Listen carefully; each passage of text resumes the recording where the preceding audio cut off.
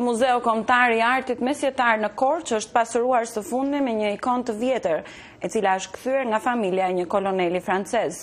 Ky muze, nga më të veçantët në Shqipëri, ruan vlera të rralla të ikonografisë shqiptare. Specialistët thonë se për këto vlera duhet rritur vëmendja, sidomos për ato që gjenden në vjetra objekte kulti dhe rrezikojnë të dëmtohen apo grabiten.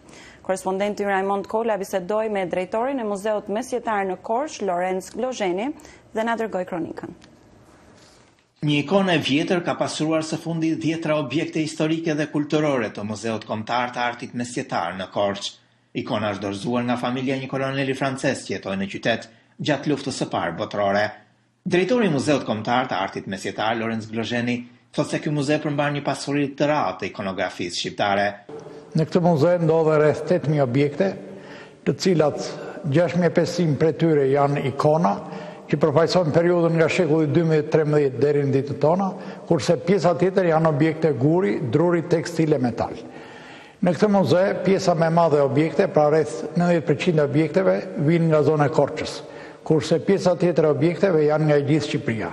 Koleksionet janë të pakrahasueshme për nga bukuria dhe i përkasin artit bizantin dhe pas bizantin. Përgjatë gjithë kësaj kohe, thot mëtej zoti Glozheni, në këtë muze është zhvilluar një punë për kujdesje duke bashkëpunuar si me muze homolog dhe me restaurator të ndryshëm. Krahas ekspozimit punohet dhe për mbrojtjen, konservimin, restaurimin e objekteve, studimin dhe punën shkencore dhe aktivitete ndërkombëtare, thot ai. Bashkia e qytetit të Korçës, për shkak se muzeu aktual ndodhet në mjediset e kishës që janë rikthyer tashmë si pronë asaj, pritet ta zhvendosë së shpejti muzeun në një godinë të re. Në muze dallohen ikonat e shekullit të 13 dhe 14 dhe kryeveprat e kryemjeshtrave shqiptar si Onufër Ciprioti, Simoni Ardenicës, Konstantin Shpataraku, vëllezërit Zografi dhe bijtë e tyre, si dhe të tjera vepra dhe autorë që kanë punuar në viset shqiptare dhe jashtë tyre. Në mes të këtij koleksioni janë rreth 150 autorë ikonograf shqiptar dhe të huaj të zbuluar deri më sot. Muzeu Kombëtar i Artit Mesjetar vizitohet nga mjaft turistë vendas dhe të huaj. Zoti Glozheni thotë se ai gjen interesim dhe nga rrethet studimore. Ky muze është me shumë vlera, është shumë i rëndësishëm, po ambientet që ne kemi nuk janë shumë të përshtatshme për një muze të këtij klasi që përmban këto objekte. Dhe kohët e fundit në bashkëpunim me Ministrinë e Kulturës dhe me Bashkinë Korçë është bërë një hap i rëndësishëm përpara, duke filluar punët për një muze të ri. Është një muze që do të rritë vlerat e këtyre objekteve që ne kemi dhe njëkohësisht do rritë dhe numrin e vizitorëve. Dhe dua të përmend që në këtë muze ka mjaft vizitorë, kryesisht vizitorë të huaj, të cilët vinë në vizitojnë muzeun dhe mund të them që befasohen me këto vlera të trashëgimisë sonë kombëtare.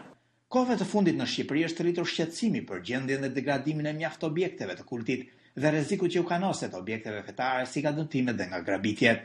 Zoti Glozheni thotë se institucionet duhet të bashkëpunojnë me kishën për të ruajtur këto vlera.